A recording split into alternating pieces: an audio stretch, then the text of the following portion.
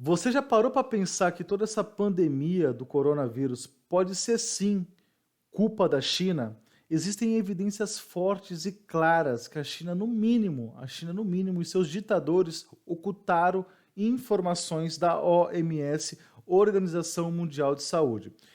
Tem um vídeo do canal Sputnik, um documentário, que ele fala de maneira detalhada, de ordem cronológica, de como aconteceu o primeiro caso de coronavírus na China. E aí você vai poder analisar como é que se deu, se a China tem responsabilidade ou não. Confira esse vídeo aí, mas antes deixa um like, se inscreva no canal.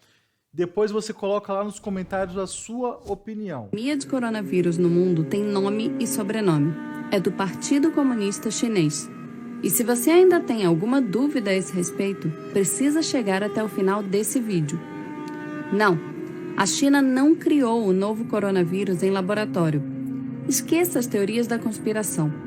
O novo coronavírus é uma tragédia anunciada. E para entender exatamente como isso aconteceu, é preciso primeiro visualizar essa história em ordem cronológica, numa linha do tempo.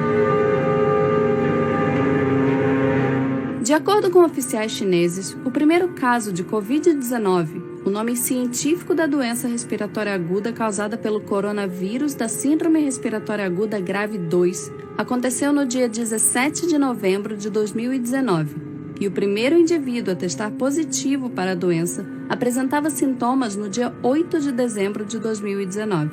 A falta de condições sanitárias de um mercado de animais silvestres em Wuhan, prática comum num país que não oferece segurança alimentar, foi fundamental para o surto. Só depois do novo coronavírus dar as caras, tardiamente, o próprio governo chinês prometeu acabar com a prática. A contaminação era previsível. Um artigo publicado em 2007 por médicos de Hong Kong já alertava que havia reservatório de coronavírus em morcegos e que o hábito do sul da China de comer mamíferos exóticos era uma bomba relógio. Mas não se engane, essa bomba não se resume à vigilância sanitária. A China é uma ditadura sem liberdade de expressão, de imprensa, política e religiosa, com oposicionistas e ativistas de direitos humanos reiteradamente presos, torturados e condenados a campos de trabalho forçado. Nada disso é opinião, ideologia ou ponto de vista. Foi nesse país, governado pela maior ditadura do planeta, capaz de controlar mais de 1 bilhão e 300 milhões de pessoas, que o novo coronavírus se espalhou. E não dá para dizer que a experiência da China com doenças respiratórias é exemplo para o mundo. Há míseros 18 anos, as informações sobre um outro coronavírus, a SARS, já haviam sido reprimidas pelo governo chinês, condenando centenas de pessoas à morte. Tardiamente, o próprio Partido Comunista admitiu os erros e demitiu o ministro da Saúde e o prefeito de Pequim. Disse que a história serviu como lição. Não serviu. Mas não é difícil entender por que esse cenário acontece. Como a principal preocupação de uma ditadura é com a estabilidade do regime político, com a manutenção do poder de seus principais figurões e não com o bem-estar da população, sem enfrentar grandes resistências, líderes autoritários têm incentivos para negligenciar problemas que afetam sua imagem. Foi exatamente isso que aconteceu na China com o novo coronavírus. No dia 30 de dezembro de 2019, quando a Covid-19 adoeceu 7 pacientes em um hospital de Wuhan e um médico, Li Wenliang, tentou avisar outros médicos do problema, a polícia chinesa o obrigou a assinar uma declaração de que seu aviso constituía, abre aspas, comportamento ilegal. Li Wenliang e outros 7 médicos de Wuhan foram obrigados a assinar um documento admitindo, abre aspas, espalhar mentiras. Foi negligência a céu aberto. Entre o início de dezembro e meados de janeiro, o Partido Comunista Chinês minimizou o surto a um mero problema local, limitado a um pequeno número de clientes de um mercado de Wuhan, restrito a alguns poucos pacientes. Qualquer que fosse a causa da doença, não era nada parecido com SARS. O problema é que tinha tudo a ver com SARS. No dia 26 de dezembro de 2019, um técnico de um laboratório contratado por hospitais de Wuhan disse que sua empresa recebeu amostras de pacientes da cidade e chegou a uma conclusão impressionante. elas continham um novo coronavírus com uma similaridade de 87% com a SARS. 2 dias antes, uma amostra do novo coronavírus retirada de um paciente foi enviada a um laboratório para o sequenciamento do genoma. Os resultados ficaram prontos no dia 27, mas as autoridades de Hubei, a província onde fica a cidade de Wuhan, ordenaram que ela fosse simplesmente destruída. Em pleno mês de janeiro, a polícia chinesa ainda controlava as informações, tratando o novo coronavírus como um mero boato. Em Wuhan, esse era o discurso oficial. A polícia apela a todos os internautas para não fabricarem rumores, não espalharem rumores, não acreditarem em boatos. E aqui cabe um parêntese. O Partido Comunista Chinês promove o maior ato de restrição à liberdade de expressão da história da humanidade. Cerca de 50 mil censuradores participam do processo de controle da internet no país, conhecido como Grande Firewall da China. No país, são oficialmente proibidos serviços como Google, Gmail, Facebook, YouTube, Wikipedia, Reddit, Instagram, Twitter e WhatsApp.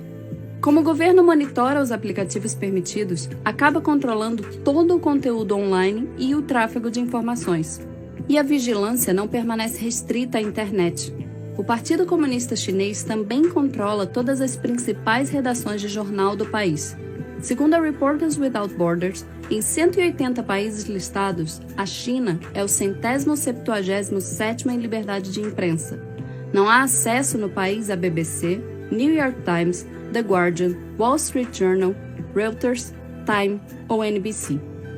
Controlando a internet e os veículos de imprensa, o Partido Comunista Chinês não teve qualquer dificuldade em atrapalhar o fluxo de informações da população sobre o coronavírus, colaborando ativamente para que o surto se transformasse numa pandemia. Li Wenliang, um médico whistleblower citado há alguns minutos nesse vídeo, só foi liberado da prisão no dia 3 de janeiro de 2020, depois que assinou um documento assumindo a prática de atos ilegais. Li contou à CNN que sua família se preocuparia se ele perdesse a liberdade. Como consequência da exposição ao vírus, isolado no trato de seus pacientes, Li acabou contraindo o novo coronavírus e falecendo aos 34 anos. Outro médico, Wang Wangbao, admitiu mais tarde que a especulação sobre um vírus semelhante à SARS era forte nos círculos médicos no início de janeiro desse ano, mas que as detenções dissuadiram muitos, inclusive ele próprio, de falar abertamente a respeito. E a comunidade médica não foi a única classe acossada pelo Partido Comunista. A imprensa independente, escassa no país, também sofreu represálias. Em fevereiro, 2 jornalistas chineses, Fan Bin e Shen Qiuxi, desapareceram depois de trabalharem na cobertura do coronavírus em Wuhan e denunciarem as supressões de informações e as ameaças do governo. Qiuxi entrou no topo da lista da One Free Press Coalition. A China só declarou emergência no longínquo dia 20 de janeiro. Quando Wuhan foi isolada 3 dias depois, já era tarde. O vírus estava sendo espalhado por todo o país, levado pelos 400 milhões de chineses que se preparavam para viajar para comemorar o Ano Novo Lunar, pronto para alcançar os 4 cantos do planeta. Durante quase 2 meses, enquanto o vírus se alastrava, o Partido Comunista Chinês aprisionou e intimidou médicos e jornalistas, controlou o fluxo de informação, minimizou os riscos do surto, não ampliou leitos de UTI, nem combateu mercados silvestres. Xi Jinping, o presidente da China, secretário-geral do Partido Comunista Chinês, comentou publicamente pela primeira vez sobre o novo coronavírus apenas no dia 20 de janeiro. Mas já no dia 7, quase 2 semanas antes, durante uma reunião do partido, ele admitiu num discurso interno conhecimento do, abre aspas, novo coronavírus. Nesses 13 dias, enquanto negava o surto, o Partido Comunista Chinês organizou 2 grandes reuniões em Hubei e reuniu mais de 40 mil famílias num banquete em massa em Wuhan, na tentativa de bater um recorde mundial. Xi Jinping poderia ter evitado a pandemia. Apenas no dia 4 de fevereiro, assim como no episódio com a SARS em 2002, o Partido Comunista admitiu suas falhas, deficiências e dificuldades na resposta à epidemia e prometeu, abre aspas, melhorar nossas habilidades em lidar com tarefas urgentes e perigosas. Mas mesmo 2 meses depois do surto começar, depois da Organização Mundial de Saúde pedir repetidamente às autoridades chinesas dados sobre as condições clínicas dos médicos e enfermeiros de Wuhan, o governo chinês ainda tinha dificuldade em ser transparente com a comunidade internacional.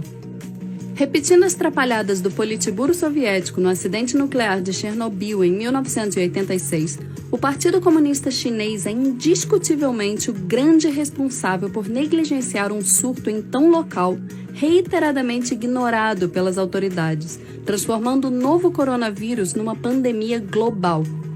Reprisando os erros da SARS em 2002, a ditadura chinesa deixou o mundo novamente à mercê de seus caprichos, pagando por suas irresponsabilidades, sem nenhuma garantia de que tenha condições de combater exemplarmente novos surtos nos próximos anos, capazes de dizimar populações inteiras.